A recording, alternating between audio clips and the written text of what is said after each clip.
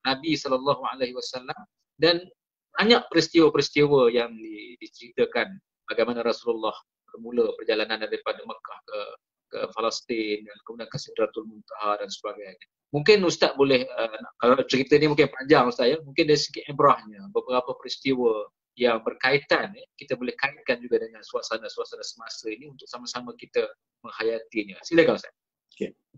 Bismillahirrahmanirrahim. Alhamdulillah nahmaduhu wa nasta'inuhu wa nastaghfiruh wa nusalli wa nusallimu ala sayyidil anbiya'i wal mursalin wa ala alihi wa sahbihi ajma'in. Rabbi shrah li sadri wa yassir li amri wa hlul 'uqdatam min lisani yafqahu qawli.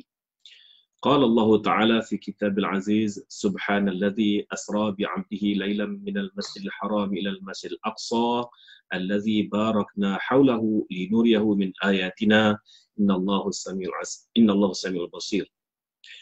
Alhamdulillah, bersyukur pada malam ini dapat kita bersama-sama di talian ya, secara online bersama Al-Fadhil Ustaz Hasri selaku moderator, dan juga Tuan Guru kita Al-Fadhil Dr. Abdul Halim Al-Muhammadi yang telah membicarakan dengan panjang lebar berkenaan dengan ayat ke-15 daripada surah Al-Isra sebentar tadi. Sebenarnya dalam bulan Rejab ini dan juga sekarang di Syaban, kita tidak dapat lari daripada membicarakan suratul Isra ini, kerana memang di permulaan ayat itu sekalipun telah dibincangkan dengan jelas ya, bagaimana Allah Subhanahu Wa Taala telah memperjalankan ataupun menggerakkan Rasulnya ini yang telah diangkat dengan nilai abdun, iaitu sebagai seorang hamba yang diiktiraf sebagai hamba oleh Allah Subhanahu Wa Taala, sedangkan kita ini mengaku saja hamba, namun adakah kita sebenar-benarnya telah bertaraf seorang hamba? Itu yang seringkali disebut oleh para asatizah, guru-guru kita dan sebagainya. Persoalan Allah Subhanahu Wa Taala telah memperakui bahawa Rasulullah SAW sebagai seorang abd, seorang hamba. Adakah dengan taraf hidup kita pada hari ini kita layak untuk menggelarkan diri kita sendiri sebagai abd, sebagai hamba Allah?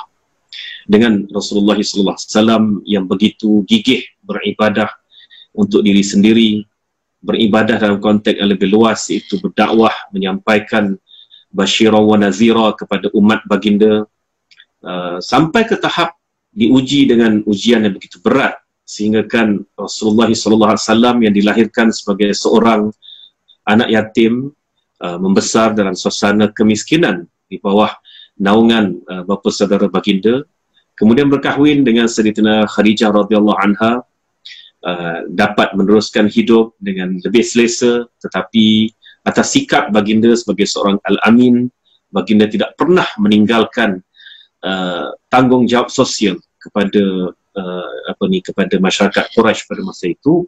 Maka timbul satu tekanan kepada baginda untuk menasihati kaum Quraisy yang sudah begitu larut dengan dosa dan maksiat, dan dibawa pula baginda ataupun membawa diri baginda sendiri ke Gua Hira untuk beruzlah, dan tiba masanya baginda diangkat menjadi rasul. Dan cabaran untuk berdakwah itu bukanlah suatu perkara yang senang, sehingga kan pada tahun ke-9 kerasulan itu baginda mengisytiharkan Amul Huzni ataupun tahun kesedihan. Bukan senang untuk seorang yang bernama Muhammad bin Abdullah Al-Amin meluahkan rasa duka cita di hati baginda. Bukan senang, sebab baginda tidak pernah mengeluh dalam cabaran-cabaran yang baginda lalui, sama ada sebelum menjadi rasul ataupun selepas menjadi rasul.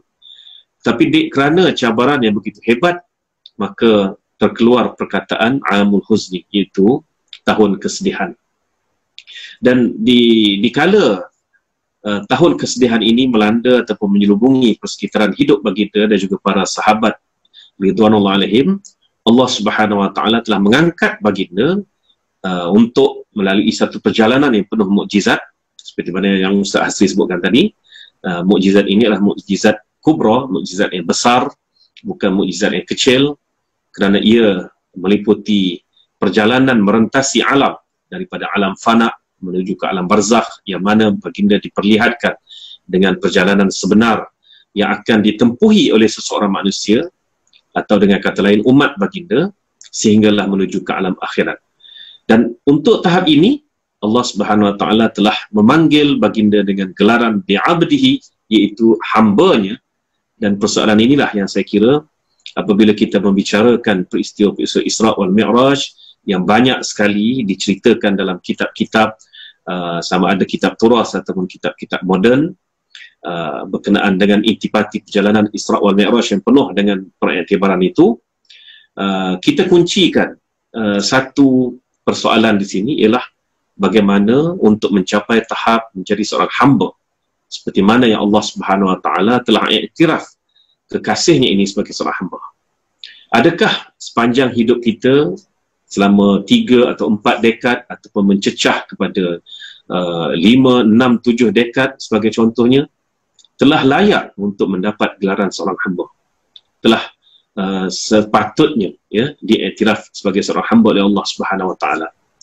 Dan pastinya jejak sunnah dan juga sirah Nabi sallallahu alaihi wasallam ini kita telusuri dengan begitu halus dan begitu mendalam, semata-mata untuk mencapai taraf sebagai seorang hamba atau diiktiraf oleh Allah Subhanahu Wa Taala sebagai seorang hamba.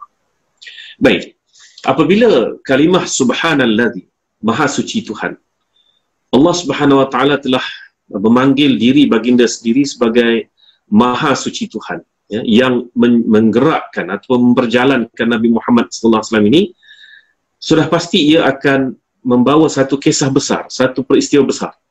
Sebab itulah dalam banyak peristiwa Allah Subhanahu Wa Taala dalam beberapa surah sebagai contohnya telah menggunakan kalimah-kalimah subhana, maha suci Tuhan.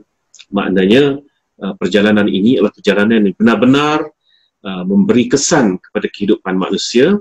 Dan kalau kita lihat memang sebenarnya terjadi sampai ke hari ini pun, perjalanan Isra wal Mi'raj ini telah diteruskan kajiannya sama ada oleh Muslim ataupun non-Muslim, ya, untuk mereka menggali ilmu-ilmu dan pengetahuan mereka. Dan ternyata perjalanan Isra wal Mi'raj masih lagi mengungguli kedudukannya sebagai suatu mukjizat Rasulullah SAW. Baik, saya tidak ingin mengupas panjang berkenaan dengan takrif ataupun tafsir ayat ini. Cuma peranan saya pada malam ini ialah untuk memperkatakan serba sedikit pengajaran yang dapat kita ambil daripada Isra wal Mi'raj yang telah kita petik daripada hadis-hadis sahih berkenaan dengan perjalanan ini. Kita dapati banyak sekali peristiwa yang Rasulullah SAW lalui, dan perjalanan Isra sahaja pun sudah cukup untuk mengajar kita tentang bagaimana dalam hidup ini kita mempunyai halangan-halangan dan dugaan-dugaan serta cubaan-cubaan yang akan silih berganti. Tidak ada orang yang boleh mengatakan ataupun mengakui bahawa dirinya itu suci daripada sebarang gangguan yang kita seringkali sebut gangguan syaitan, ya. Dan gangguan ini sebenarnya datang dalam pelbagai cara, pelbagai penjuru yang kadang-kadang tidak pun kita terjangka. Seperti contoh, kalaulah kita menghadiri majlis-majlis ilmu di masjid, di mana-mana forum dan sebagainya, datang dalam jiwa kita perasaan aku telah berlaku satu yang baik, aku telah melakukan satu perkara yang baik berbanding dengan orang lain. Jadi majlis sudahlah satu majlis yang memang diakui oleh Rasulullah SAW sebagai suatu sebagai satu Madinah Jannatul Ilmi, ya, maknanya ataupun majlis zikr, ya. Majlis-majlis zikri ini adalah Raudatul Jannah, Riyadul Jannah, taman-taman syurga. Sepatutnya menghadiri taman-taman syurga yang telah diakui oleh Allah Subhanahu Wa Taala dan juga Rasulnya sebagai suatu majlis yang murni, yang diredai oleh Allah Subhanahu Wa Taala, tidak berlaku gangguan-gangguan syaitan. Namun gangguan syaitan boleh datang dengan pelbagai cara. Sebab itulah dalam hidup ini bagaimana kalau kita lihat dalam salah satu bab dalam Riyadhus Salihin, kitab Riyadhus Salihin itu bab 55, satu bicara yang cukup panjang berkenaan dengan hidup yang zuhud, ya. Hidup yang zuhud bukanlah berarti zuhud ini meninggalkan dunia secara langsung, ya. Sebaliknya zuhud ini ialah memilih yang terbaik dalam kalangan yang halal. Itulah takrif yang dapat saya simpulkan daripada bab ke-55 ini. Itu bagaimana hidup zuhud ini. Kita sudah menghadiri satu majlis ilmu sebagai contohnya, ya. Tetapi tak semestinya tiada gangguan syaitan di majlis ilmu itu. Seperti contoh, apabila datang perasaan dalam diri kita, kita telah melakukan satu perkara yang baik yang orang lain tidak melakukannya. Itu pun sudah cukup untuk menggambarkan gangguan syaitan telah pun mendatangi kita. Ya, apalagi dalam peristiwa-peristiwa ataupun perkara-perkara yang lebih besar.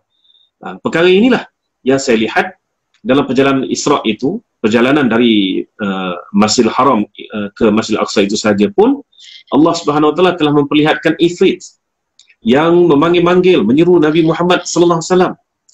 Kemudian ditegur, disapa oleh seorang wanita tua, tetapi masih penuh berperhiasan, bertabarruj, ya. Diseru lagi oleh wanita-wanita muda, wanita-wanita yang memanggil-manggil dan mengejar Nabi Muhammad sallallahu alaihi wasallam. Dan semua itu disimpulkan oleh Jibril alaihissalam sebagai gangguan daripada ifrit yang cuba memesong engkau daripada jalan Allah, gangguan daripada duniawi yang cuba memesong engkau daripada Allah Subhanahu Wa Taala, juga gangguan daripada Yahudi dan Nasara yang cuba memesong engkau daripada perjalanan Allah Subhanahu Wa Taala ataupun fi sabilillah. Dan ini sudah cukup untuk kita mengingati satu doa yang dibaca oleh Nabi sallallahu alaihi wasallam yang diajar oleh Jibril alaihi salam bagi mengelak gangguan-gangguan iblis dan syaitan ketika perjalanan menghadapi cabaran-cabaran dari diri. Kalau boleh saya petik doa tersebut yang berbunyi, a'udzubillahi wajhil karim wa bi kalimatillahi tammati allati la yujawizuhunna barru wala fajir min syarri ma yanzilu minas sama'i wa syarri ma ya'ruju fiha wa min syarri ma zara'a fil ardi wa syarri ma yakhruju minha wa min fitanil laili wan nahar wa min tawariqil laili illa tariqan yatruqu bi khair ya rahman. Yang bermaksud, aku bermohon berlindung dengan zat Allah yang maha mulia dan dengan firman-Nya yang amat sempurna, yang tidak dapat dilanggar oleh seseorang yang baik maupun yang derhaka, daripada kejahatan apa sahaja naik ke langit, juga daripada kejahatan apa sahaja melata di bumi, dan apa sahaja kejahatan yang datang daripada perutnya, juga daripada fitnah-fitnah godaan pada waktu malam dan siang hari, kecuali yang datang dengan tujuan kebaikan, wahai zat yang maha pengasih. Ya. Jadi saudara-saudari, doa ini saya kira cukup ampuh untuk kita amalkan bagi diri kita dan juga ahli keluarga kita. Qu anfusakum ahlikum nara, ya. Jagalah dirimu dan juga keluargamu, peliharalah dirimu dan keluargamu daripada api neraka. Dan ini sudah cukup menggambarkan dalam hidup kita tidak akan ada waktu tenang sebenarnya dalam menghadapi godaan-godaan dan juga ancaman-ancaman menghalang kita daripada Allah Subhanahu Wa Taala ini. Seterusnya, apabila baginda sallallahu alaihi wasallam berhenti seketika di Masjidil Aqsa, baginda sallallahu alaihi wasallam telah mengimamkan salat, dan salat ini telah dimakmumkan ataupun telah diikuti oleh para nabi dan rasul sebelum baginda sallallahu alaihi wasallam. Di situ sudah ada satu bibit-bibit pengajaran yang Allah Subhanahu Wa Taala akan berikan dalam perjalanan Isra' wal Mi'raj yang begitu agung ini, itu tentang solat. Pada hari ini kita dapat lihat bagaimana masjid-masjid sepi, ya, masjid-masjid sepi, surau-surau tidak begitu meriah, semata-mata kerana tuntutan manusia itu berasa dirinya lebih penting terhadap perkara-perkara lain daripada mengimarahkan rumah-rumah Allah. Maka dengan ini, saudara-saudari, perlulah kita sedari bahawa tugas mengimarahkan rumah-rumah Allah itu tidak terkecuali khasnya kepada kaum lelaki, dan perkara yang paling penting dalam Isra' wal Mi'raj ini, cuba saudara-saudari bayangkan, 2 kali Allah Subhanahu wa taala sebutkan ataupun berikan gambaran tentang solat, iaitu ketika mana berjemaahnya. Sebenarnya solat ini bermula daripada Masjidil Haram lagi. Itu sebaik sahaja baginda dibersihkan dada baginda dengan air Zam-Zam, baginda dituntun untuk melakukan solat. Ya, dan seterusnya perjalanan ke Baitul Maqdis, berhenti seketika solat. Dan kemuncak kepada semua perjalanan ini adalah penerimaan wahyu solat oleh kepada baginda sallallahu alaihi wasallam, yang seterusnya membentuk fardu solat 5 waktu sampailah ke akhir zaman nanti. Jadi perkara solat ini tidak boleh diambil ringan sebenarnya. Malang sekali bagi kita yang menjadi ketua keluarga, ketua organisasi dan sebagainya, tidak mementingkan solat kepada mereka yang berada di bawah pimpinan dan juga berada di bawah tanggungjawab kita. Seterusnya kita lihat pula bagaimana Rasulullah sallallahu alaihi wasallam ditunjukkan dengan segolongan kaum yang sedang bercucuk tanam dan mengeluarkan hasil dengan cepat. Setiap kali mereka menanam benih, lalu ia tumbuh subur dan dapat dituai buahnya pada hari yang sama. Sebaik sahaja habis dituai, benih tersebut tumbuh subur lagi dan lagi dan lagi, sehinggakan ia melipat kali ganda hasilnya. Dan perkara ini dikaitkan secara langsung dengan sedekah, dengan infak fisabilillah. Jiwa infak fisabilillah ini, kalau kita lihat ya, amat kurang dalam masyarakat kita pada hari ini. Sedangkan kalau kita bandingkan dengan satu kaum yang Allah Subhanahu wa taala telah sebut dengan jelas bagaimana kaum ini menjadi hina akibat mereka suka menukuk tambah dan juga menukar ganti ayat-ayat Allah dalam kitab-kitab yang diberikan kepada mereka, tapi mereka terkenal dengan yayasan-yayasan, mereka terkenal dengan pertubuhan-pertubuhan kebajikan untuk menjaga kaum mereka sendiri. Itulah kaum yang saya maksudkan, kaum Bani Israel ataupun kaum Yahudi yang kita kenali pada hari ini. Tidakkah kita berasa tersentuh? Kita menjadi umat kepada Nabi akhir zaman, umat terbaik, umatan wasatah. Tetapi sebenarnya amalan yang dituntut di dalam agama ini dipelopori, bahkan dikuasai oleh golongan lain. Golongan yang Allah Ta'ala hina mereka semata-mata kerana kedegilan mereka pada masa lalu. Jadi siapakah kita sebenarnya? Adakah kita benar-benar merupakan suatu kaum yang benar-benar umatan wasatah atau sebaliknya?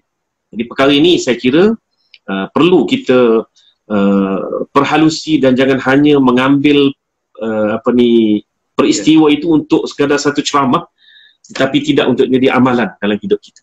Ya. Dan sebelum itu saya kira untuk memberi laluan kepada Al-Fadhil Dr. Abdul Halim Muhammadi, saya tangguhkan seketika bicara saya ini. Dan sebelum saya menangguhkan bicara saya ini, saya ingin menyentuh sedikit sikap terhadap Isra' wal Mi'raj ini, iaitu sikap Abu Bakar As-Siddiq radhiyallahu anhu yang begitu hebat, ya, begitu hebat menerima peristiwa ini tanpa kompromi. Menerimanya dengan begitu tanpa bahas, dengan tanpa bahas. InsyaAllah perkara ini saya akan sentuh dalam pusingan kedua nanti untuk kita melihat bagaimana membentuk jiwa Abu Bakar As-Siddiq radhiyallahu anhu dalam diri kita dan juga umat kita pada hari. Wallahu a'lam. Terima kasih kepada Fadil Ustaz Zamri atas kupasan. Mungkin walaupun dianya masih dalam rangka peristiwa Isra', mungkin dalam yang sesi yang seterusnya nanti Ustaz kita ke Mi'raj pula nanti, mungkin insyaAllah disambung dari segi Isra' tu ke Mi'raj.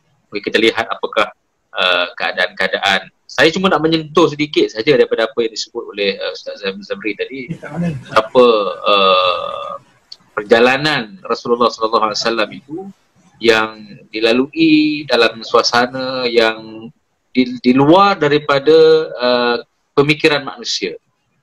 Jadi seharusnya lah kalau peristiwa yang berlaku itu adalah merupakan suatu ketentuan Allah Subhanahu Wa Taala, bukan macam disebut tadi betapa Sayyidina Abu Bakar As-Siddiq begitu yakin dengan peristiwa tersebut.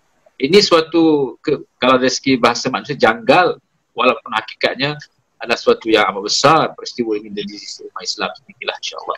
Jadi saya nak beralih kepada Dr. Muhammad Abdul Halim ya. Mungkin tadi Doktor menyebut tentang ayat daripada suratul Isra betapa Allah memberikan peringatan kepada manusia. Ada beberapa perkara yang disebut tadi Doktor ya, tentang pemimpin yang melakukan kezaliman, kemaksiatan dan juga sebahagian besar daripada pemimpin ini yang melaksanakan perkara-perkara keburukan, riba, arak dan sebagainya, kezaliman dari segi menindas masyarakat dan sebagainya. Ini satu perkara yang jelas dalam Al-Quran. Jadi macam mana doktor melihat perkara ini? Apakah umat Islam maupun yang bukan Islam ini tidak mengetahui bahawa segala yang kita bicarakan pada malam ini, sekali dalam konteks surah Al-Isra tadi itu, betapa ianya jelas dalam Al-Quran, tetapi manusia masih lagi tidak berfikir hakikatnya. Contohnya sebagaimana yang berlaku pada hari ini. Mungkin sedikit saya nak menyentuh tentang peristiwa wabak kita hari ini. Kita lihat betapa sesuatu yang menakutkan kalau ini berlaku tanpa usaha kita dan juga selain daripada usaha kita, tawakal kita dengan Allah Subhanahu Wa Taala. Ini merupakan suatu bala yang sangat besar yang diperingat oleh Allah Subhanahu Wa Taala. Hakikatnya kalau kita lihat perkara sedemikian ini bukanlah perkara baru. Ia telah berlaku sejak zaman para anbiya. Kisah yang berlaku umat-umat yang Allah zalim, Allah turunkan bala, wabak dan sebagainya supaya manusia berfikir sejauh mana hubungan dia dengan Allah Subhanahu Wa Taala, sejauh mana hubungan dia dengan apa yang telah kemaksiatan yang telah dilakukan sepanjang kehidupan manusia ini. Mungkin doktor boleh kaitkan juga mungkin penambahan juga daripada apa yang telah dinyatakan oleh Allah Subhanahu Wa Taala dalam surah dan sebagainya. Silakan doktor. Baik, sebagai sambungan untuk menyebut 5 perkara yang dijelaskan tadi apa yang berlaku dilakukan secara terancang oleh penguasa-penguasa yang ada di dunia sekarang ini yang diistilahkan dalam syariat sebagai Al-Kabair. Maknanya perkara-perkara jinayah yang membawa dosa yang besar. Jadi kalau itu yang berkembang di dalam masyarakat, kekotoran, dosa yang begitu besar menyelubungi kehidupan masyarakat, maka mungkin untuk kita mendapat keberkatan dalam kehidupan masyarakat, sama ada di peringkat pemerintah maupun di peringkat bawahan ini. Dan Allah menyebut dalam ayat tadi, menekankan kepada golongan yang mempunyai kuasa dan juga mempunyai kekayaan, kemudahan untuk mereka melakukan sesuatu yang Allah asaskan pada asalnya untuk kebaikan tapi digunakan untuk kejahatan, maka di akhir ayat itu Allah menyebutkan fahaqqa 'alaihil qaul wa dammarnaha tadmira. Maknanya Tuhan akan melaksanakan janjinya untuk menurunkan azab dan siksa kepada mereka yang melakukan jinayah-jinayah yang telah disebutkan tadi, bahagian daripadanya itu. Maka Allah Subhanahu Wa Taala juga telah menyediakan perkara-perkara yang untuk membawa kemusnahan itu, supaya manusia menyedari bahawa perkara itu akan secara langsung menjejas kehidupan dan juga keselamatan dirinya. Jadi dalam hal ini kita dapati Allah Subhanahu Wa Taala ada berfirman dalam suratul Baqarah ayat 155, 156 dan juga 157. Bismillahirrahmanirrahim. وَلَنَبْلُوَنَّكُمْ بِشَيْءٍ مِّنَ الْخَوْفِ وَالْجُوعِ وَنَقْصٍ مِّنَ الْأَمْوَالِ وَالْأَنفُسِ وَالثَّمَرَاتِ وَبَشِّرِ الصَّابِرِينَ الَّذِينَ إِذَا أَصَابَتْهُمْ مُصِيبَةٌ قَالُوا إِنَّا لِلَّهِ وَإِنَّا إِلَيْهِ راجعون أُولَئِكَ عَلَيْهِمْ صَلَوَاتٌ مِّن رَّبِّهِمْ وَرَحْمَةٌ wa ulaika humul muhtadun.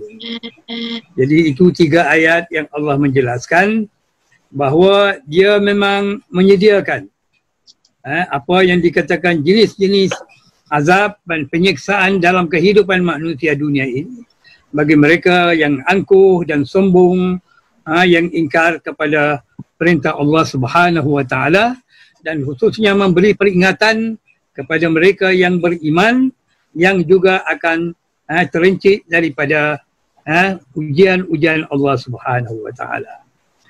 Jadi dalam ayat 155 itu maksudnya, demi sesungguhnya akan kami uji kamu dengan sesuatu yang mendatangkan ketakutan, kelaparan, kekurangan harta, kekurangan manusia dan buah-buahan, dan beri khabar gembira kepada orang-orang yang sabar. Itu dalam ayat Al-Baqarah 155. Iaitu orang-orang yang ditimpa musibah itu berkata, sesungguhnya kita kepunyaan Allah dan kita akan kembali kepada Allah Subhanahu wa taala. Maksud ayat 156. Dan seterusnya, untuk mereka itu mendapat keberkatan dari Tuhannya dan mereka mendapat petunjuk Allah Subhanahu wa taala. Surah Al-Baqarah 157. Jadi dalam 3 ayat yang disebutkan tadi, maknanya Allah cuba menjelaskan, Allah bersumpah demi sesungguhnya, maknanya untuk menegaskan perkara itu mesti berlaku apabila perkara-perkara yang telah dilarang oleh Allah dilanggar oleh manusia, ataupun perkara yang diwajibkan itu ditinggalkan oleh manusia. Dia akan menguji manusia untuk mengetahui kejiwaan, kejituan keimanannya dan juga iltizamnya dengan perintah Allah Subhanahu wa taala melalui sesuatu perkara yang menimbulkan ketakutan dan kerisauan kepada manusia, menimbulkan suasana kelaparan dengan kekurangan makanan dan juga ketiadaan makanan. Seterusnya berlaku hal itu kemungkinan disebabkan kemarau ataupun disebabkan peperangan, dan juga kekurangan manusia kerana banyak meninggal dan mati, sama ada disebabkan peperangan atau disebabkan oleh penyakit, dan juga kekurangan sumber-sumber makanan dari buah-buahan dan juga biji-bijian. Jadi ini yang Tuhan sebutkan, manusia akan berdepan dengan azab Allah Subhanahu wa taala dan ujian yang akan dihadapi oleh mereka yang telah melanggar perintah Allah, dan kemungkinan juga perincikannya juga akan dirasai oleh mereka yang beriman. Kerana ada ayat yang lain menyebut bahawa jangan kamu menganggap bala yang turun itu terkena kepada mereka yang jahat saja, tapi juga kemungkinan akan berlaku kepada mereka yang beriman juga, yang kebetulan kemungkinan cuai dari melaksanakan tanggungjawab untuk mengajak manusia kepada kebenaran. Jadi mereka yang sanggup berdepan dengan ujian ini dengan penuh tabah dan sabar. Jadi Tuhan menyebutkan perkataan sabar. Sabar dalam arti kata mereka menerima hal itu secara tenang dan memikirkan, mencari jalan untuk keluar daripada kesukaran itu, dan sentiasa mencari sebab tentang kenapa peristiwa itu berlaku, supaya dia dapat mengatasi apa yang berlaku itu dianggap sebagai perkara yang negatif. Dan kita tahu bahawa apa-apa yang berlaku dalam masyarakat itu, Allah Subhanahu wa taala masih menggunakan hukum sebab akibat itu sebagai asasnya. Jadi setiap perkara yang berlaku, bila berlakunya malapetaka dan sebagainya itu, maka harus dilihat apa sebab di belakangnya itu. Walaupun kita tahu bahawa itu adalah sebagai ujian, tetapi ada perkara-perkara yang Tuhan tidak senang membuatkan Allah Subhanahu wa taala untuk mengajar manusia itu dengan suatu cara yang lebih keras supaya manusia itu kembali kepada Allah Subhanahu wa taala.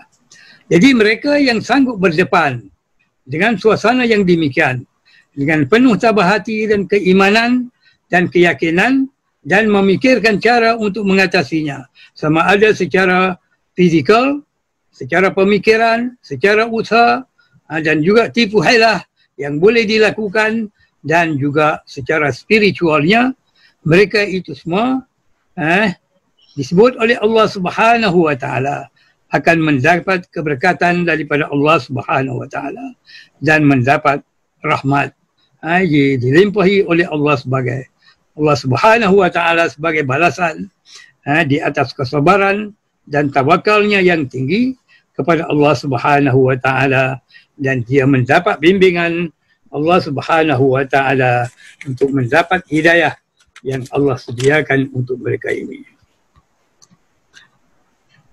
Jadi kalau kita melihat peristiwa semasa yang berlaku sekarang ini, Allah menyebut dalam ayat yang kita baca tadi bahawa bala ujian yang Allah timpakan ke atas diri manusia itu berbagai bentuk, melibatkan perasaan ketakutan, melibatkan suasana kelaparan, kekurangan harta, banyak kematian nyawa, dan kurangnya bahan-bahan makanan.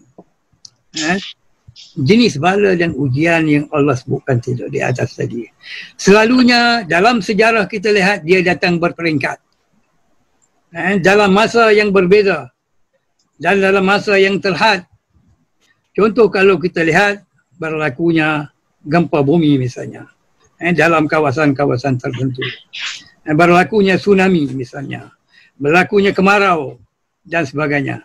Bukannya dia datang serentak. Tetapi dalam peristiwa yang berlaku sekarang ini, kita dapat lihat Allah dengan keras sekali menekan manusia yang jahat ini, bahawa dengan berlakunya suatu tentera Allah yang tak dapat dilihat, yang disebut sebagai virus COVID-19, dengan tak dapat dilihat dengan mata kasar, tetapi diketahui dia memberi kesan yang amat buruk kepada manusia. Dari sudut kesihatannya, yang kesannya adalah bukan saja dalam bentuk peribadi, tetapi dia kesannya itu berjangkit-jangkit, dan dari segi kita dapat lihat kesan yang dirasainya adalah ketakutan itu berlaku seluruh dunia. Luar biasa sekali. Menzahirkan persekitaran kelaparan, membuat manusia tidak boleh keluar, dan banyak kematian di luar daripada masa biasa bilangannya. Dan dibimbang akan berlaku kekurangan sumber makanan dan juga sumber-sumber kekayaan, dan boleh jadi akan membuat negara boleh menjadi muflis, dan juga manusia berdepan dengan kesusahan yang amat sangat dalam kehidupan mereka. Maknanya banyak negara yang bercakap perkara yang luar biasa. Apa yang berlaku ini yang tidak pernah didepani, kerana jenis bala yang diturunkan itu adalah menyeluruh, dan kita dapat lihat dari segi nature-nya amat kecil sekali, virus. Tetapi kesannya adalah sangat besar, yang kita jadi merangkumi seluruh dunia, seluruh bangsa, seluruh tempat, di mana seolah-olahnya tidak ada tempat yang Tuhan mengecualikan daripada apa yang cuba diuji ke atas manusia ini. Sedangkan kita dapat lihat apa yang disebut dalam Al-Quran tadi, 45 perkara yang mengancam kehidupan manusia itu dalam ujian itu, hanya Tuhan hantar satu bentuk bala ini yang nature-nya agak kecil dari segi tubuh badannya, tetapi dari segi keluasan bahayanya kita dapat lihat mengatasi yang Allah lakukan serentak, yang menjejaskan seluruh perkara, sama ada dari sudut nyawanya, dari sudut hartanya, dari segi kekuatan yang ada pada manusia, dan terutamanya bagi mereka yang menunjukkan keangkuhan, kesombongan dengan peralatan teknologi yang mereka ada, Allah menghantar hanya dengan satu tentera yang tak dapat dilihat yang mengejutkan semua pihak yang mempunyai kuasa dan teknologi yang agak tinggi. Jadi kita dapat lihat bahawa dia melibatkan secara langsung pihak berkuasa untuk merancang, memendung penyakit ini dengan berbagai cara dan berbagai ilmu dan usaha yang selama ini mereka anggap sebagai sesuatu yang take for granted kerana mereka rasa mereka ada mencukupi semua perkara. Sama ada untuk keperluan makanan, minuman, harta dan juga peralatan untuk mengatasi segala perkara yang dianggap bahaya. Tapi ternyata kuasa Allah adalah lebih tinggi dan lebih besar daripada apa yang mereka ada, yang Allah tunjukkan untuk menundukkan manusia-manusia yang tidak beriman kepada Allah Subhanahu wa taala, sama ada mereka yang syirik dari dunia barat ataupun mereka yang sepenuhnya kufur kepada Allah Subhanahu wa taala daripada negara-negara komunis. Dan bagi umat Islam yang berdepan dengan ujian Allah Subhanahu wa taala ini, maka perlulah dia kita dapati memperkemaskan dan juga memperkuatkan keimanannya dan juga sikapnya berdepan dengan perkara ini untuk menyelesaikan, mengatasi perkara-perkara yang Tuhan tunjukkan itu dengan penuh tenang dan perancangan yang berkesan untuk mengurangkan bahaya-bahaya yang besar ini yang dihadapi oleh mereka yang beriman. Sebagai orang yang beriman, ujian ini adalah merupakan suatu pembersihan yang Allah kenalkan kepada mereka untuk mengetahui tahap keimanan dan ketaatan yang kepada Allah Subhanahu wa taala, supaya dia tidak gusar dengan apa yang berlaku. Kalau mereka masih hidup dengan ujian ini dengan penuh insaf terhadap apa yang telah berlaku, dia akan menginsafi mungkin kesilapan-kesilapan yang berlaku dan juga akan meninggalkan perkara-perkara yang negatif ini. Dan kalau dia meninggal pun, meninggal dalam keadaan mulia disebabkan bala ini adalah dalam mati syahid yang ditentukan oleh Allah Subhanahu wa taala. Jadi oleh sebab itu, bagi mereka yang beriman, Allah Subhanahu wa taala telah menyediakan alat kepada kita supaya kita menggunakan sepenuhnya untuk menjadi perisai selain daripada apa yang kita dapat lakukan dalam bentuk yang bersikap fizikal dan material. Allah berfirman dalam surah Al-Baqarah ayat 45. Wasta'inu bis-sabri was-salah wa innaha lakabiratun illa 'alal khashiyin, yang bermaksud minta tolonglah kamu kepada Allah, kepada Tuhan kamu dengan kesabaran dan mengerjakan sembahyang. Sesungguhnya sembahyang itu amat berat kecuali bagi orang-orang yang tunduk kepada Allah Subhanahu wa taala. Jadi kita dapati bahawa ketika orang beriman ini mendepani ujian Allah Subhanahu wa taala yang disebutkan itu, Allah memberikan dua perisai kepada kita untuk kita menyelamatkan diri. Pertama sekali ialah perisai kesabaran untuk mendepani ujian Allah Subhanahu wa taala supaya kita dapat menerimanya dengan tenang, penuh ketakwaan kepada Allah Subhanahu wa taala dan berfikir secara tenang dan rasional terhadap apa yang berlaku, supaya dapat berfikir secara rasional dan merancang secara berkesan untuk mengatasi dan mencari sebab dan punca berlakunya perkara ini. Dan ini memerlukan kepada usaha dan juga ilmu. Dan Alhamdulillah kita dapat lihat Fahad berpuasa telah coba dengan berbagai cara melakukan perkara ini yang telah Allah tentukan untuk mengurangkan bebanan ini. Jadi di sini kita dapat lihat penggunaan akal, penggunaan anggota, penggunaan ilmu, penggunaan harta, gunaan ikhtiar, semuanya digunakan sepenuhnya untuk mengatasi ujian Allah Subhanahu wa taala. Kerana sunnah Allah itu terikat dengan hukum sebab akibat. Cause and effect merupakan sebahagian besar daripada perancangan Allah Subhanahu wa taala terhadap segala bentuk kejadian ciptaan yang diletakkan di atas kejadian di dunia ini. Perkara yang kedua ialah perisai memohon kepada Allah Subhanahu wa taala melalui salat. Salat mempunyai dalam dua pengertian. Salat dalam pengertian yang rasmi, sujud, rakaat, takbir dan sebagainya, dan salat dalam pengertian zikir dan istighfar. Jadi hal ini tidak mudah dilakukan. Allah menyebut melainkan mereka yang hatinya merasa tawadhu' dan rendah diri kepada Allah Subhanahu wa taala. Jadi kita dapati bahawa Allah itu tidak menzalimi hamba-Nya, diberinya secara terperinci daripada awal panduan hidup mereka untuk selamat, dan keduanya peringatan yang diberikan bentuk-bentuk bahaya apabila mereka melanggar ataupun tidak mematuhi ataupun mengurangkan kepatuhan, dan di akhir sekali Tuhan sebutnya perisai bagaimana untuk kita selamat. Akhirnya Allah memberi jalan keluar kepada kita. Jadi buat akhirnya saya memohonlah kepada mereka yang beriman dan juga yang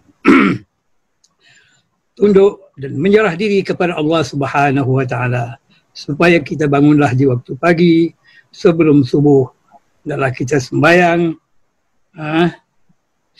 sunnah hajat 2 rakaat dan sembahyang sunat tahajud tengoklah kepada masa 2 rakaat ataupun lebih, sama ada 7 rakaat, 11, 13, dan juga diakhiri dengan 3 rakaat witir. Dan selepas itu kita bermunajat kepada Allah Subhanahu wa taala, memohon supaya Tuhan menjauhkan Allahumma adfa'al al-bala'i wal waba'i wal mihan wal fitan, dan juga kita memohon Allahumma inna nas'alaka an taj'al hadzal bilad baladan saliman aminan mutma'innan rakhiyan insyaallah. Jadi dengan dua perisai ini insya-Allah, terutama jaga mereka yang pernah terlibat dalam gerakan Islam ini, yang merupakan perisai kerohanian ini merupakan suatu disiplin kehidupan mereka di waktu mereka adakan majlis tamrin dan sebagainya. Kita dapat lihat menjadi amalan kebiasaan, dan kita jadikanlah ini di waktu kita berdepan dengan suasana kesukaran ini untuk menjadikan ini sebagai budaya hidup kita sebelum menjalankan salat subuh di waktu pagi.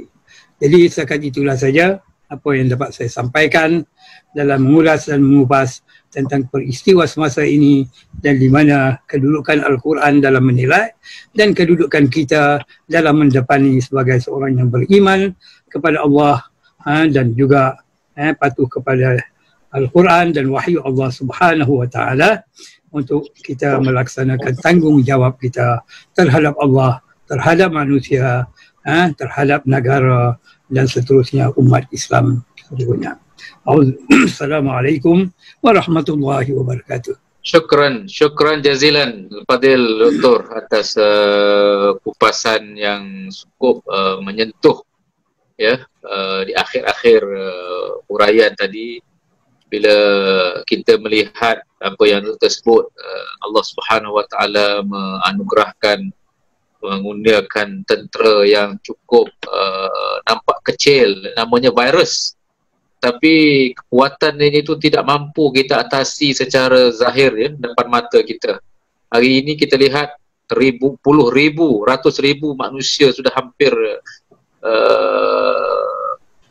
korban, ada yang bermasalah bila mana timbulnya persoalan-persoalan keselamatan, ketenangan dan sebagainya berlaku. Ini akibat daripada, sudah tentulah peringatan daripada Allah Subhanahu wa taala bila mana manusia melupakan tugas dan tanggungjawab mereka.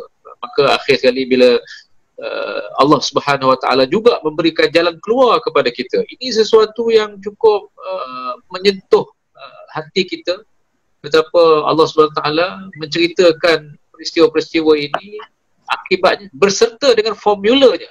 Itu pun kadang-kadang kita, Masya Allah, manusia ini masih lagi tidak menyedari tentang keperluan. Dua perisai yang disebut tadi itu, perisai sabarnya, perisai solatnya, untuk kita menghadapi ujian. Selain tanpa kita menafikan usaha-usaha yang kita lakukan pada hari ini, mengubati dan sebagainya. Ini satu benda yang cukup menyentuh, Doktor. Terima kasih banyaklah, insyaAllah. Jadi nak menyentuh sedikit, kita sambung ya, Ustaz Zamri tadi. Ya, kita sampai ke Isra' tadi tu. Dan hakikat yang mungkin kita lihat betapa dua peristiwa, bukan dua peristiwa, satu peristiwa tapi dua fasa ini yang besar. Artinya Isra' ini perjalanan Rasulullah SAW sampai ke Palestin itu, kemudian ke Sidratul Muntaha ini suatu perjalanan yang Masya Allah hebat, yang mana Rasulullah SAW menerima suatu hadiah, suatu tanggungjawab besar yang kita ada pada hari ini, yang disebut oleh Dr. Halim tadi tentang wassalah tadi tu ya, wasta'in bis-sabri wassalah. Itu maknanya Allah SWT dah beri dah formulanya kepada manusia supaya sembahyang. Ini suatu perkara yang perlu kita lihat sebagai satu formula. Sembahyang ini bukannya suatu tanggungjawab, tapi suatu perintah dan hak yang mesti diberikan kepada pencipta kita itu, Allah SWT. Mungkin kaitannya dengan solat ini sebagai suatu ubat yang mungkin dapat kita sampaikan kepada masyarakat di luar sana. Silakan. Ya, kalau kita ringkaskan perjalanan Mi'raj ini, ia sebenarnya banyak memberikan gambaran kepada kehidupan semasa kita pada hari ini. Ya, kalau saya boleh ringkaskan beberapa peristiwa yang ditemui oleh Nabi SAW dalam perjalanan Mi'raj ini, ialah baginda melihat sekumpulan orang yang menghempap dan mengetuk kepala mereka sendiri dengan batu-batu keras sehingga pecah dan berdarah, kemudian kembali seperti sedia kala, dan keadaan itu berulang-ulang kali. Maksudnya orang yang sama berulang-ulang kali melakukan perkara yang sama dan akibat yang sama berulang-ulang kali menimpa mereka. Ketika diberi penjelasan oleh Jibril alaihissalam, itulah tandanya ataupun balasan kepada orang-orang yang berat untuk menunaikan salat. Seterusnya Nabi SAW bertemu pula dengan golongan manusia yang dalam keadaan memakai secawat kain bagi menutupi anggota kemaluan, dan mereka memakan rumput, pohon kayu berduri, buah-buah zakum yang rasanya pahit, dan bara api neraka Jahannam yang panas menyala, serta berkeliaran dari satu tempat ke satu tempat seperti seekor binatang yang sedang mencari makanan. Dan inilah gambaran terhadap masyarakat yang bakhil, tidak suka menderma, bersedekah ataupun mengeluarkan zakat. Kemudian Nabi melihat pula manusia menggunting lidah mereka sendiri tanpa henti-henti dengan menggunakan gunting besi. Setiap kali digunting, lidah dan bibir mereka akan bercantum kembali seperti sedia kala, dan berulang-ulang pula melalui ataupun mengalami azab yang sama, iaitu digunting dengan tangan mereka sendiri, dan sebaik sahaja terputus, dia kembali menjadi seperti sedia kala. Siapakah mereka? Inilah dia gambaran terhadap mereka yang pandai bercakap tetapi tidak mahu mengamalkan apa yang dikatakan, seperti tukang-tukang pidato dan penyebar-penyebar fitnah. Seterusnya Nabi SAW melihat sekelompok manusia sedang memakan daging busuk yang dibangkai, sedangkan di sisi mereka terdapat hidangan yang lebih baik, iaitu daging yang lebih segar. Ini adalah gambaran kepada siapa? Golongan suami yang punya isteri yang halal, taat serta menjaga kehormatannya daripada anasir-anasir jahat, tetapi masih mencari perempuan-perempuan lacur dan bersekedudukan dengannya. Demikian juga isteri-isteri yang memiliki suami yang halal, yang sah, yang baik, berakhlak lagi baik dan sebagainya, tetapi masih mendedahkan kehormatannya kepada lelaki-lelaki yang bukan mahram ataupun melakukan zina. Dan seterusnya Nabi Muhammad SAW melihat manusia yang berenang dalam lautan darah. Mulut mereka pula penuh dengan batu-batu dilontarkan bertalu-talu ke arah mereka. Ini adalah gambaran terhadap mereka yang suka melakukan riba dalam jual beli, pinjam meminjam dan sebagainya. Seterusnya Nabi SAW melihat segolongan manusia yang mencakar-cakar muka dan dada dengan menggunakan kuku tajam yang diperbuat daripada besi dan tembaga, sehingga terkeluar daging dan darah mereka daripada tubuh mereka. Siapa mereka? gambaran balasan Allah Subhanahu Wa Taala terhadap mereka yang ketika hidup di dunia suka mengumpat dan mencela serta menjatuhkan maruah orang lain ataupun perbuatan ghibah. Banyak lagi peristiwa, namun apa yang saya sebut di sini adalah contoh kehidupan semasa yang kita lalui pada masa ini. Dengan mengambil satu contoh sebagai dalam kehidupan manusia pada hari ini, menyebarkan berita-berita fitnah dalam suasana negara kita mengalami gejala pandemik ataupun wabak yang merebak dengan begitu menakutkan. Masih ada manusia yang tidak bertanggungjawab menyebarkan berita-berita fitnah sehinggakan mereka menjadikan berita-berita ini sebagai suatu kegemaran, suatu habit mereka. Kenapa hal ini harus terjadi? Tidakkah jauh di hati nurani mereka ada rasa bersalah, rasa takut dan sebagainya? Tidak, ya. Inilah yang kita lihat pada hari ini, banyak kali berleluasa dan banyak kali juga kita dinasihatkan, kita mendengar nasihat, namun manusia tetap tidak serik. Maka dengan itu layaklah mereka menerima balasan-balasan, ya, yang begitu dahsyat di akhirat nanti. Sesungguhnya Allah Subhanahu Wa Taala memberikan ruang yang begitu banyak untuk kita bertaubat dan kembali ke pangkal jalan. So itulah kita dihidangkan dengan ayat-ayat basyira, ayat-ayat berita-berita gembira dalam Al-Quran, dan juga nazira dalam ayat-ayat yang memberikan ancaman ataupun amaran kepada umat manusia. Saya teringat kepada seorang guru saya, guru tafsir ketika berada di Universiti Al-Azhar dahulu, Dr. Muhammad Az-Zannati, yang mana Dr. Zannati pernah menyebut bahawa kamu perhatikan dalam ayat-ayat Al-Quranul Karim, berita Bashir lebih banyak sebenarnya daripada Nazir. Bahkan Allah Subhanahu Wa Taala tidak akan panjang berbicara tentang Nazir, akan datang berita-berita Bashir, ya. Namun manusia tetap tidak serik, tetap tidak takut. Bahkan sepatutnya dengan berita-berita Bashir yang begitu begitu banyak yang Allah Subhanahu Wa Taala berikan dalam Al-Quran itu, cukup untuk mendatangkan kegemaran, mendatangkan rasa ingin mengejar sesuatu yang terbaik dalam hidup ini. Namun sayang sekali mereka tidak terpesona dengan berita-berita gembira Allah Subhanahu Wa Taala ini, sehingga kan Allah Subhanahu Wa Taala mendatangkan berita-berita nazir ataupun amaran-amaran. Maka salah satu daripada nazir ini adalah dalam Isra wal Mi'raj, ya, dalam Isra wal Mi'raj. Dan Allah Subhanahu Wa Taala tidak hanya menunjukkan kepada balasan-balasan azab ke atas umat Nabi Muhammad SAW dan juga seluruh manusia, namun Allah Ta'ala datangkan juga nazir, iaitu berita-berita gembira, seperti mana berita tentang kubur yang begitu wangi, ya, iaitu kubur Masyitatul Fir'aun, Masyitatul Amiratul Fir'aun, iaitu penyikat rambut puteri Fir'aun yang telah menjadi korban kepada kezaliman Fir'aun sekeluarga. Dan Nabi SAW juga ditunjukkan dengan berita benih yang begitu lebat, begitu subur, sehingga kan tidak habis dalam bercucuk tanam ini memetik hasilnya.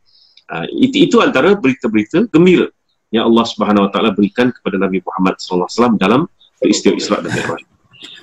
Beralih daripada pengajaran terhadap peristiwa-peristiwa ini, saya juga ingin menyentuh berkenaan dengan penggunaan peristiwa Isra wal Mi'raj ini sebagai salah satu medium dakwah, ya. Medium dakwah kita, bagaimana Nabi SAW ketika mengalami satu tekanan yang maha dahsyat dalam hidup baginda dalam menggerakkan dakwah ini, telah dipertontonkan dengan peristiwa-peristiwa benar yang akan berlaku pada umat baginda oleh Allah Subhanahu Wa Taala.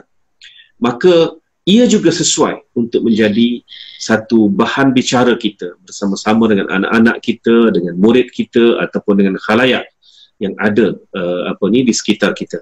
Kenapa tidak kita jadikan peristiwa Isra wal Mi'raj ini sebagai suatu tazkirah yang berpanjangan di organisasi kita, sebagai contohnya mengambil satu peristiwa tentang isu memakan daging busuk tadi, ya, di pejabat-pejabat, di organisasi, dan sebagai contohnya sebagai peringatan supaya la taqrabuz zina, jangan kamu mendekati zina, sebagai contohnya. Dan ada kalanya kita mengambil contoh peristiwa Nabi Muhammad melihat bagaimana benih yang begitu subur untuk menggalakkan budaya infak dalam masyarakat kita, ya. Jadi saya lihat di sini peristiwa Isra wal Mi'raj tidaklah hanya dibicarakan dalam bulan Rejab dan berakhir pada bulan Syaban. Tidak, sebaliknya ia menjadi suatu petunjuk sepanjang zaman. Dan akhir sekali, saya ingin menyentuh berkenaan dengan Abu Bakar As-Siddiq radhiyallahu anhu. Abu Bakar As-Siddiq radhiyallahu anhu, sebagaimana kita maklum, adalah satu-satunya sahabat Nabi dan satu-satunya manusia yang mempercayai peristiwa Isra wal Mi'raj ini dengan sekali dengar sahaja, dengan satu pendengaran daripada Nabi Muhammad SAW sahaja, maka beliau telah percaya tanpa berbelah bagi, tanpa kompromi lagi, bahawa benar peristiwa Isra wal Mi'raj itu telah berlaku dan benar Nabi Muhammad SAW telah mengalami peristiwa Isra wal Mi'raj ini. Ini satu pencapaian manusiawi yang cukup hebat, saya kira. Kenapa? Sebab dalam kalangan umat manusia pada masa itu, mereka boleh dikatakan tidak dapat menerima berita Isra wal Mi'raj, ya. Majoriti kufur daripada peristiwa Isra wal Mi'raj. Dan ada juga sebahagian manusia yang asalnya telah Muslim tetapi murtad semata-mata kerana tidak dapat menerima peristiwa Isra wal Mi'raj ini kerana ia dianggap sebagai sesuatu yang mencari akal begitu dahsyat, ya, tak dapat diterima oleh akal. Siapakah mereka? Kalau boleh saya simpulkan sedikit daripada apa yang saya baca berkenaan dengan golongan ini, ialah mereka yang telah memeluk Islam tetapi takut untuk mendekati Nabi Muhammad SAW kerana bimbang akan mengalami seksaan daripada pembesar-pembesar Quraisy yang menggila-gila pada masa itu. Akibatnya, mereka tidak mempunyai ikatan yang kukuh, bersama-sama dengan Nabi SAW dan juga para sahabat as-sabiqun al-awwalun, dan mudah bagi mereka untuk murtad apabila mengalami ujian pemikiran yang begitu dahsyat, yang begitu berat ini. Jadi ini satu pengajaran untuk kita. Perlunya kita tinggal duduk dalam satu kalangan jemaah, jemaah yang boleh menasihati. Ad-dinun nasihah, kata Nabi SAW. Ya, kita tidak boleh hidup bersendirian. Bila kita hidup bersendirian, maka apa sahaja ujian yang datang kita hadapi secara bersendirian, dan kita juga akan membuat kesimpulan secara bersendirian. Dan banyak contoh sebenarnya manusia begini, ya, manusia yang asalnya sudah Muslim dan murtad. Kenapa? Sebab mereka berada jarak daripada jamaah. Jadi penting untuk kita hidup secara berjamaah. Selain daripada peristiwa Isra wal Mi'raj ini yang telah mencatatkan beberapa golongan ataupun umat Islam yang telah memeluk Islam tetapi mereka gagal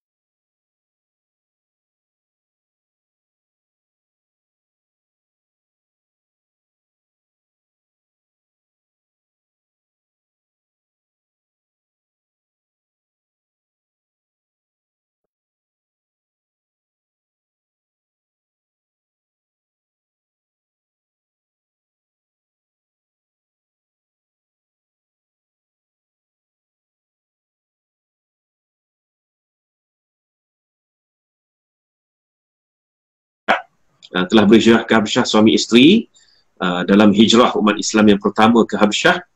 Tetapi apabila sampai di Habsyah, tiba-tiba suami Ummu Habibah ini telah berfikir bahawa lebih baik dia memeluk agama Nasrani setelah berada di negara Nasrani.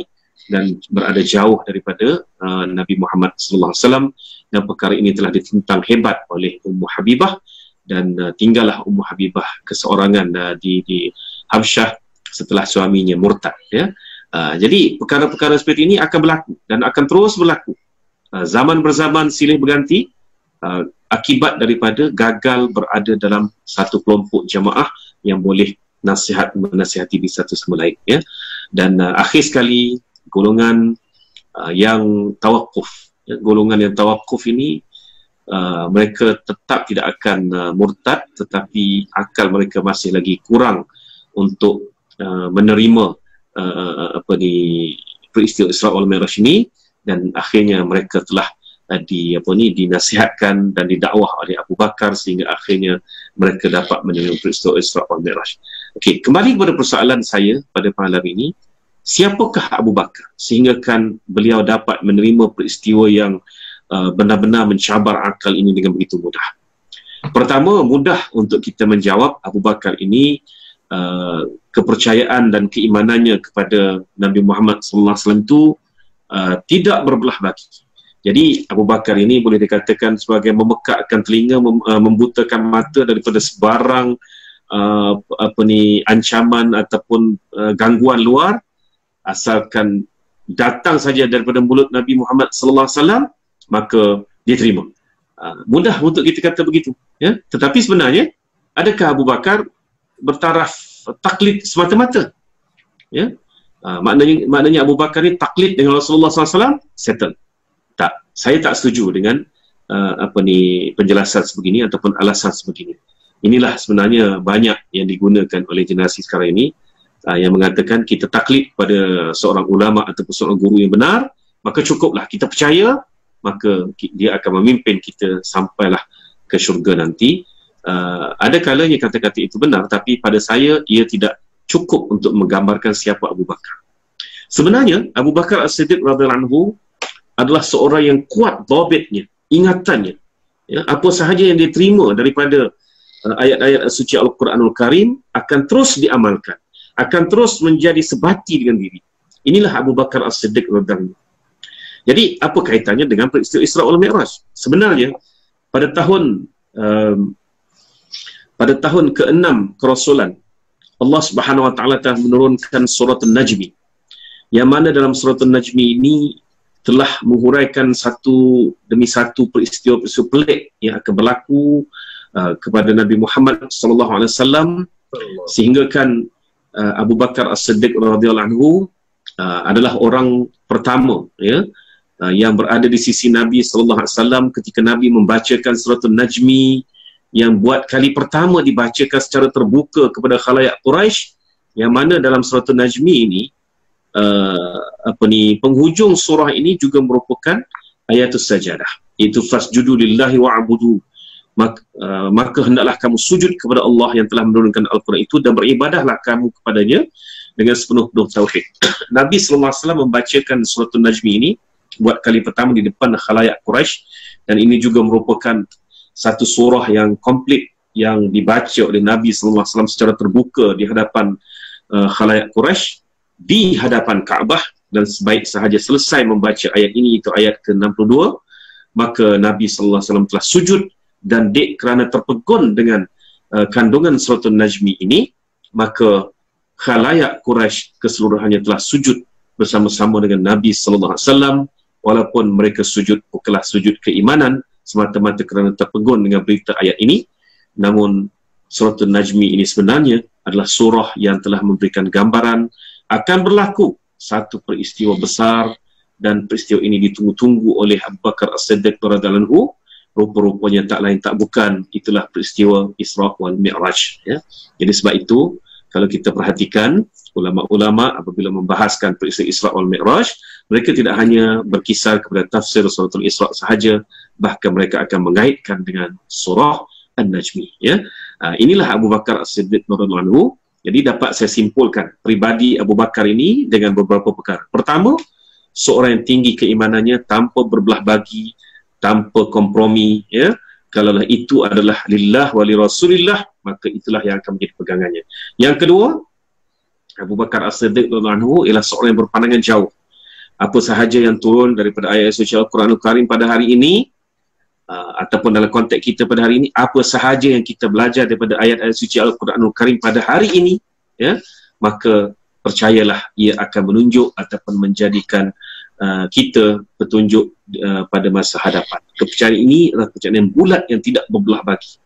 Dan yang ketiga, Abu Bakar As-Siddiq radhiyallahu anhu adalah seorang yang kuat dhabitnya dan kuat juga daya ta'qulnya, ya, daya pemikirannya, sehingga kan dia dapat mengaitkan ayat-ayat Al-Quran yang telah dipelajarinya, yang telah diturunkan kepada Rasulullah SAW itu dengan peristiwa-peristiwa yang akan melanda ataupun akan mendatang pada masa-masa hadapan. Ya, jadi dengan ini saya kira wajar sekali kita menjadikan sikap Abu Bakar As-Siddiq radhiyallahu anhu, ya, sebagai satu petunjuk sepanjang zaman sebagai umat Nabi Muhammad sallallahu alaihi wasallam. Dan akhir sekali saya ingin memetik kata-kata Abu Bakar As-Siddiq kepada putrinya Sayyidatina Aisyah radhiyallahu anha pada hari pertama Aisyah dihantar dan juga duduk bersama-sama Rasulullah SAW di rumah baginda yang mulia itu. Apa kata Abu Bakar? Wahai Aisyah, berjaga-jagalah kamu sekiranya ayat-ayat yang diturunkan pada hari ini tidak sempat engkau amalkan, maka esok akan turun ayat-ayat tuntutan hukum yang baru yang menuntut kita mengamalkannya. Jadi Abu Bakar menasihatkan putrinya Aisyah, ya, supaya segera mengamalkan ayat-ayat yang diturunkan pada hari ini, atau dalam konteks kita pada hari ini ialah apa dia? Iaitu ayat-ayat yang kita pelajari pada hari ini segera kita amalkan, kerana sudah pasti dengan kita mempelajari lebih banyak ayat-ayat suci Al-Quranul Karim pada masa-masa akan datang, lebih banyak juga tuntutan-tuntutan yang perlu kita amalkan dengan sesegera mungkin. InsyaAllah segala yang kita perolehi daripada pengajaran Isra wal Mi'raj ini akan terus menjadi pengajaran kita menyuluh hidup ini sepanjang zaman. Aqulu qawli hadza wa astaghfirullahal azim li wa lakum. Wassalamualaikum warahmatullahi wabarakatuh.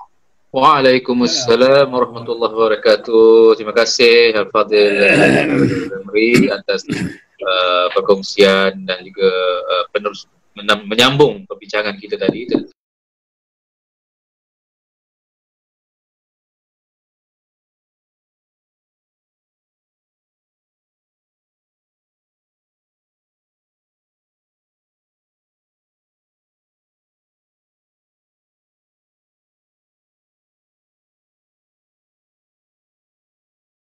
Syukur kepada Allah SWT, dan kita merasa amat gembira dapat berkongsi dengan dua panelis kita pada malam ini, yang bahagia Dr. Abdul Halim Muhammadi dan juga bahagia Ustaz Zamri Zainal Abidin atas perbincangan dalam siri Bicara Ummah kita, SBU 1 kita 2020 ini, dalam mengupas tafsir ayat pilihan berkaitan isu semasa dan juga ibrah daripada peristiwa Isra dan Mi'raj.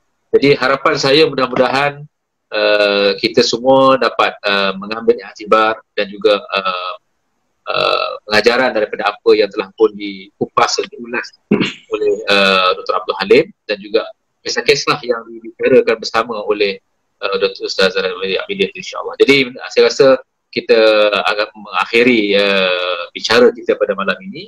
InsyaAllah mudah-mudahan apa yang telah kita bincang ini akan mendapat manfaat kepada semua pendengar kita dan juga rakan-rakan kita di luar sana. Sekali lagi saya ucap terima kasih kepada Dr. Abdul Halim kerana sudi melapangkan masa pada malam ini, dan juga Ustaz Zamri bersama. Jadi Saudara Nasir baru join tu. Kita ada masalah tadi. Jadi insyaAllah kita tangguhkanlah ya kita punya bicara ini dengan billahi taufik wal hidayah. Wassalamualaikum warahmatullahi taala wabarakatuh. Waalaikumsalam warahmatullahi wabarakatuh.